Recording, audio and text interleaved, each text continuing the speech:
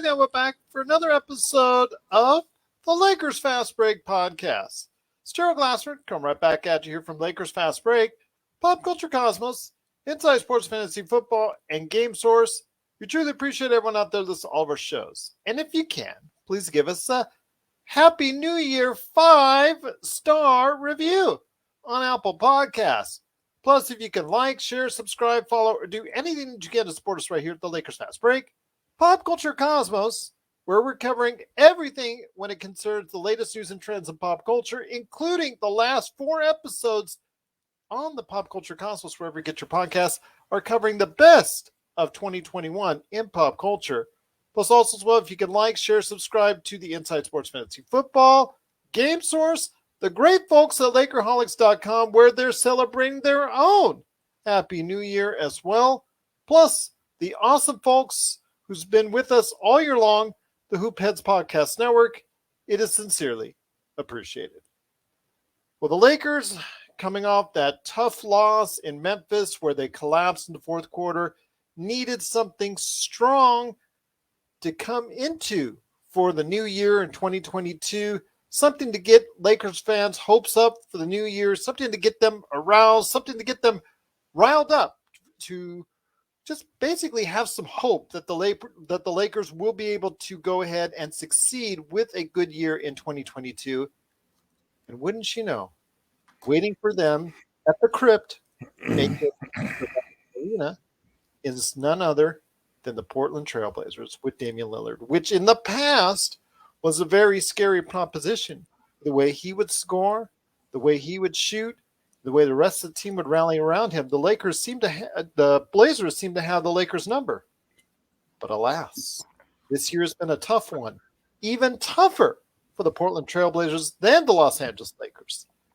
And we saw it on a platform today that showed why the Portland Trailblazers are struggling even more than the Los Angeles Lakers, as the Lakers just came in right from the get-go, dominated right from the tip, with LeBron at center, starting there at 5 in the second game that he's started ever at the number 5 spot.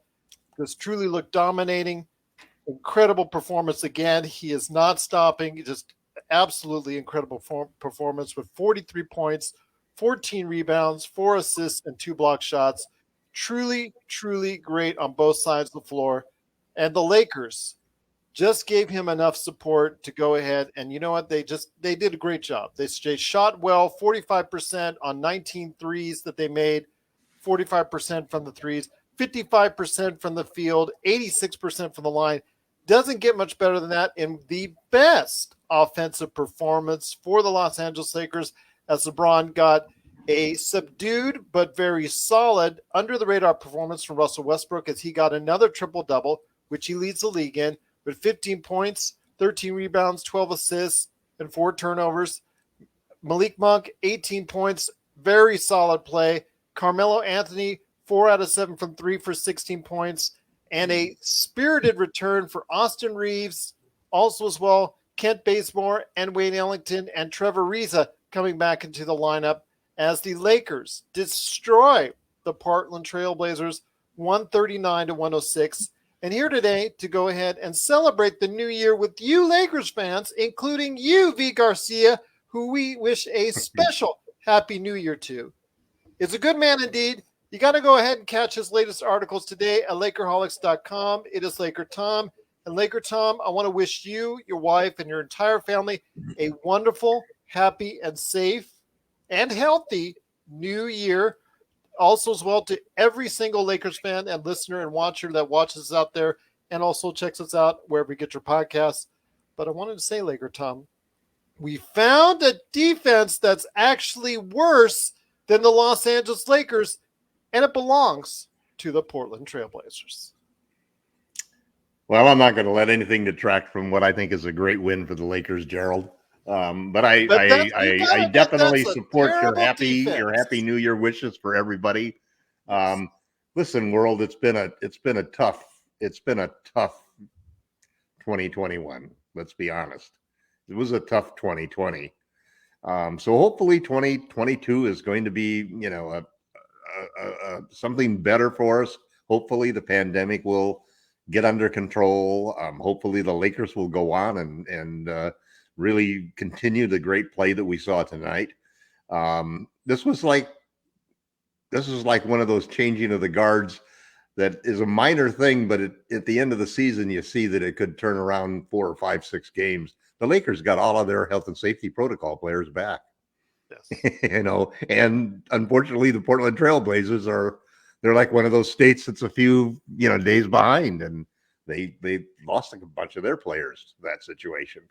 And so this was a reversal of what the Lakers were facing a few days ago, and it was pretty obvious when you came down to it. But the Lakers played well too, and that was the difference when we got beat, when we were living with a lot of those health and safety protocol replacement players holding key roles. They can't do that. It's very hard to do that.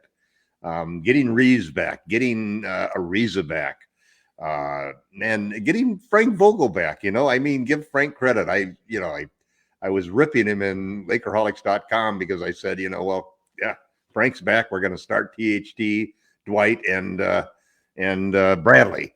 And then to his credit, he actually looked and said, we don't need to start DeAndre Jordan, didn't you? No, I didn't think he'd go that far. I don't think he would go that far because I think he's buried DeAndre in the bench. But I was sure that he would start Bradley. I thought he would start THT, which is a mistake, and I think it was good for THT to come off the bench. He had a couple of good plays, and he made a couple of excellent defensive plays. He needs to build up his confidence again, and you just can't throw him out there at 21 years old, even though he's got a couple of years experience. It's not. He can't handle the pressure of that role because he's a tough fit for this team because he's not an outside shooter, and we need outside shooters. We saw tonight 19 threes tied our record for the year, so on 45% shooting. Yep. And a lot of those were open shots, and they were taken with confidence, and everybody was shooting them well. Everybody was firing away. And I think the thing that I really liked is including Stanley Johnson, every player who was open for a shot took that shot with confidence. And that's what you have to do. That's really what creates three-point gravity, because it's not necessarily that the guy might shoot the shot. It's that that if you don't get over there, he's going to shoot it. And if it gets made, it's going to be your fault. So it really keeps the defense honest. And that 1 or 2 steps that they have to shade over toward a guy who they know is going to take that shot, I thought it was nice to see Ben McLemore. Ben McLemore kept in. Could you imagine if they didn't have Ben McLemore tonight, what kind of game they would have had? I wish we could have had that Ben McLemore on our team. Well, we had him for one game. I remember that game, I think it was his first game. He scored 20 points. Yeah, his first game, and that was it.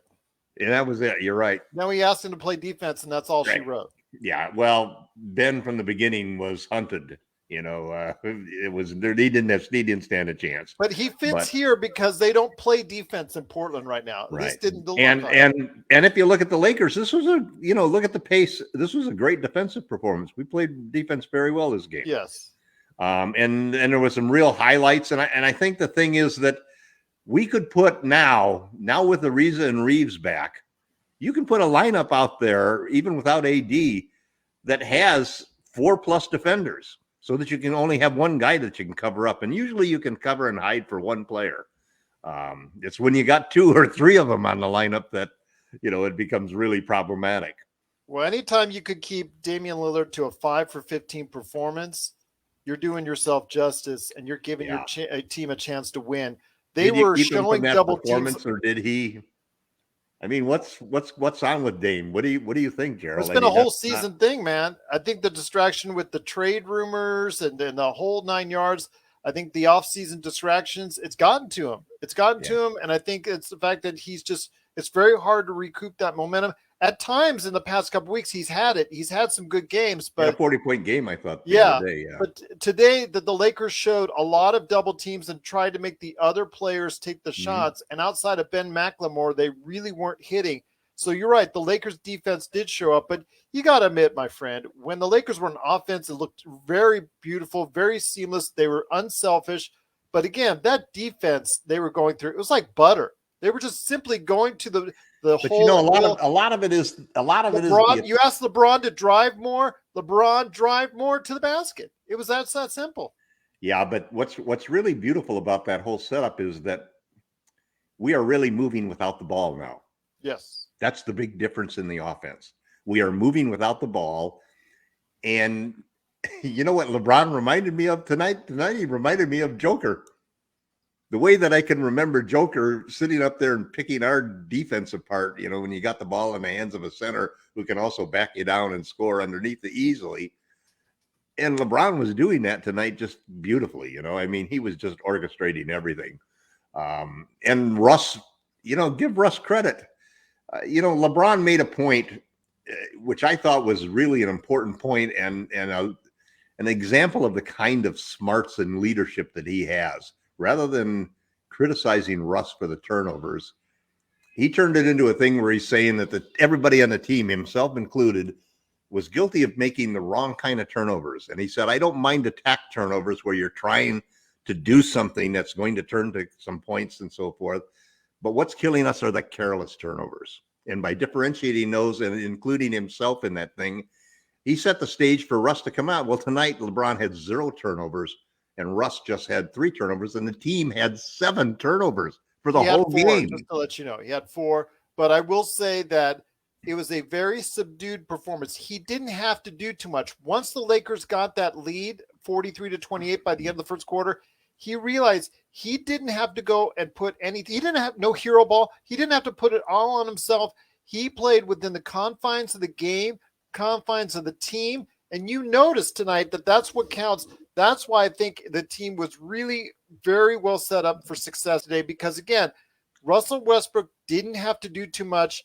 We didn't ask too much from him. LeBron did a lot of the work early on, and that's what was needed because, again, once it started going up big to 15, 20 points, you could tell Portland, their heads were down. They weren't getting back on defense. The Lakers were using their transition game. The only thing, like Fee Garcia noted, was the rebounding. But when you're playing a lot of small lineups, you're going to give a lot of rebounds up on the offensive shoot 35%. What do you expect? There's going to be a lot of balls flying around. Yeah, absolutely. So, but they still, when they got the rebounds, they did a lot of transition, and they got a lot of transition points, or at least LeBron got set up really easy for some really close-in shots. And I think they also took, with the Memphis, they lost, but they shot the ball very well from 3. And I think they've instilled that confidence from Houston and from the Memphis game over to what you saw today. And hopefully they can go ahead and continue that from the outside as well. Yeah, the outside, well, the 3-point shooting really determines a lot of the things that happen in the game today. Talk to Boston about that. Yeah, exactly. Right. It's what's really important to me in this game is that I can, I looked at the schedule and I think we play, the next 5 games to me all look like winnable games. And I'm talking winnable games without AD.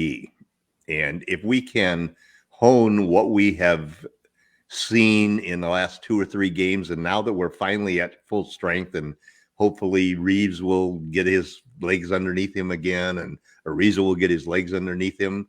And you get all of these various factors coming together where we suddenly have most of the pieces that we've got, except for Nunn and AD, which we know we're not going to have for a while.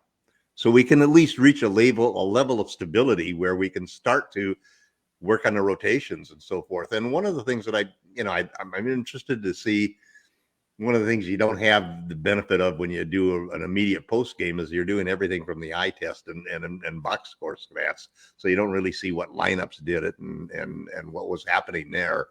But I didn't see the crazy lineups that were killing us before when we had so many replacement players and we were forced to rely upon DeAndre and Bazemore and at various times Isaiah Thomas and all of the Joneses that we hired and 10-day contracts and so forth.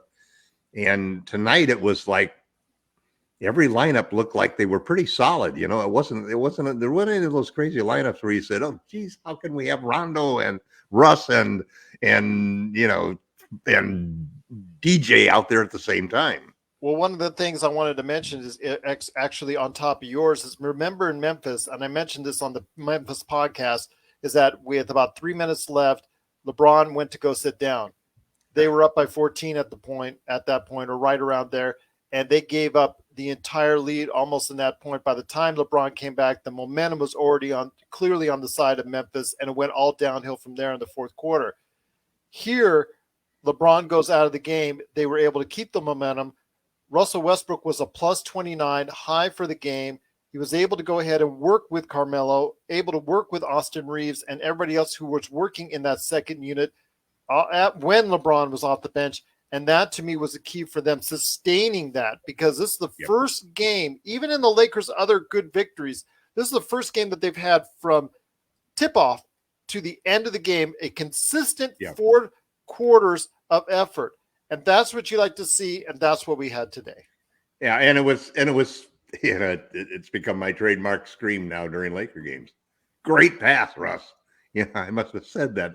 Must have said that 13 times.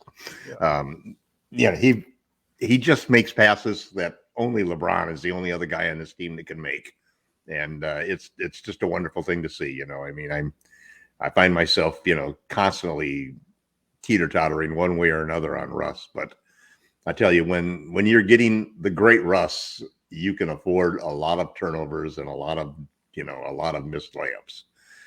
Tonight, I only saw that one missed layup. It's so it was a good night. It was a good night for the team.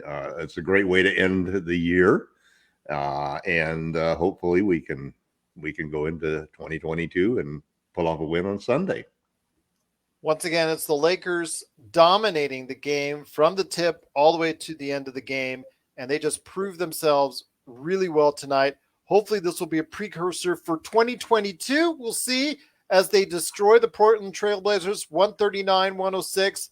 I want to mention as well, again, we wish everybody a happy and safe new year, but we will be back once again coming up for the next game. Again, this is a 5-game homestand. This is a very critical homestand for the Lakers, that they go ahead and continue this momentum on Sunday against Minnesota. Start time for that is 6:30.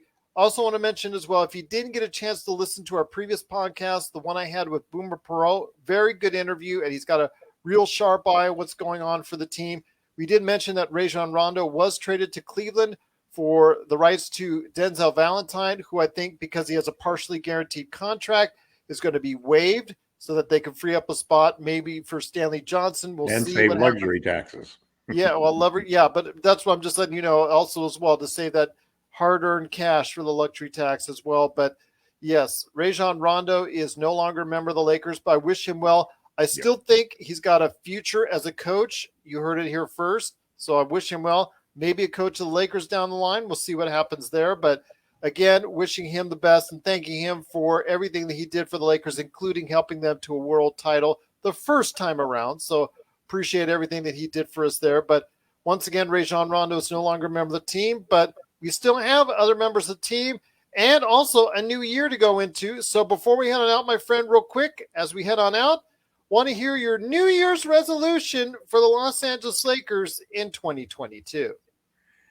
Well, I think the Lakers' resolution is that every possession, every game counts. That's the only way that they can look at it, one game at a time.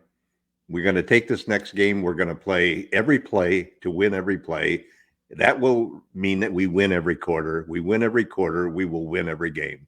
And you have to go in with that same attitude, that every single person on the team has to hold their teammates accountable for that. And I think we're starting to see that it starts with the play of LeBron. LeBron at both ends is just playing, spectacularly. By the way, he's officially 37, just to let everybody know.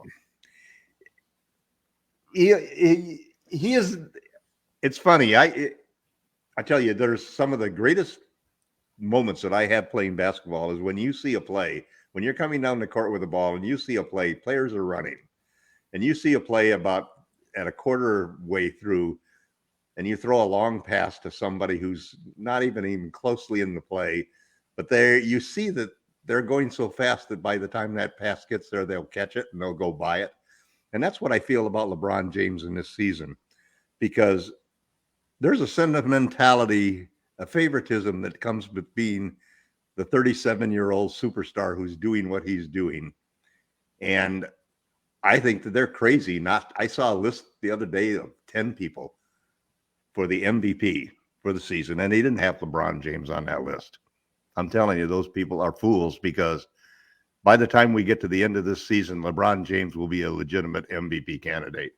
I agree with you on that. If he can carry this team, and everybody wrote him off at the beginning because you got to compete with Anthony Davis. Well, he doesn't have to compete with Anthony Davis this year. Instead, he's got a built-in excuse that he's the guy who saved the Lakers when Anthony Davis went down. But the Lakers do have to get above 500 right now. They're 18 and 19. They got to win. They got to win like 80% of the rest of their games. Yeah, they got to win a lot more games. And I think they can do it. I think we can win every game in this homestand. If they get back up to fourth place, then I think he really gets consideration for it. I'm going to be honest with you. I don't think it's going to be a Russ type deal where he won the MVP and they were seventh in the Western Conference when they won. I don't think they're going to do that again. But the Lakers got to practically win out. Yeah. And we'll see, but we'll see what happens, my friend. The next 4 games are going to be at the Crypt, the Crypto.com arena. They're calling it on lawyers radio. Are going to be contacting everybody, saying that this is a website name that we want to make sure that you don't refer to it as like going down to the crypt or that. I'm sorry, they're already saying it on the official Lakers. I know they are, but my wife and I were talking about it when it was happening, and I'm saying that's at least another $5,000 in legal fees for for the whoever wrote the agreement for Staples. I would just give it up. I would just give it up because they're going to be called the Crypt. The Crypt. That's where teams go to get killed by the Lakers. Yep, exactly, indeed. But LakerTom has a lot of great articles that you need to check out today at LakerHolics.com. Jamie Sweet, who, when he finishes partying and when he recovers from his hangover, is going to put out another great article at LakerHolics.com. Be part of the conversation today at LakerHolics.com. V. Garcia mentioned that LeBron is a freak of nature and is easily one of a kind. It's amazing to witness.